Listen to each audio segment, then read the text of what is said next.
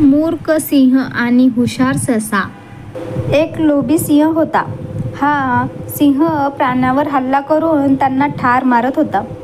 त्यामुळे जंगलातील प्रत्येक प्राणी सिंहाला खूप घाबरत होती. एके दिवशी त्यांनी ठरवले की प्रत्येक प्राणी दररोज सिंहाकडे त्याची शिकार म्हणून जाईल. सिंहाने ते मान्य केले.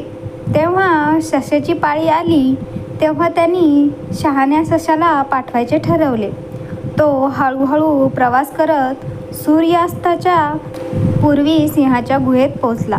सिंहाने रागाने त्याला विचारले, तुला एवढा उशीर का झाला? सशाने उत्तर दिले, सशाचा एक गट तुमच्याकडे येत होता, पण त्याच्या वाटेत दुसरा एक भयंकर सिंहाने त्यांच्यावर हल्ला केला. मी पळून जाण्यात यशस्वी झालो आणि इथे आलो.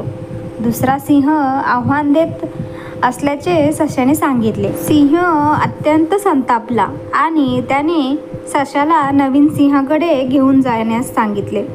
शहाणा ससा सिंहाला एका खोल विहिरीजवळ घेऊन गेला.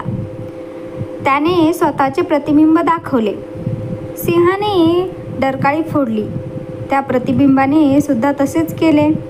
या प्रतिबिंबाला तो आपला शत्रू मानत असे. चिडलेला सिंहाने दुसऱ्या सिंहावर हल्ला करण्यासाठी विहिरीत उडी मारली आणि त्याचा मृत्यू झाला. अशा प्रकारे शहाण्या वृद्ध सशाने स्वतःला आणि जंगलातल्या सर्व प्राण्यांना वाचवले. Like, comment and subscribe.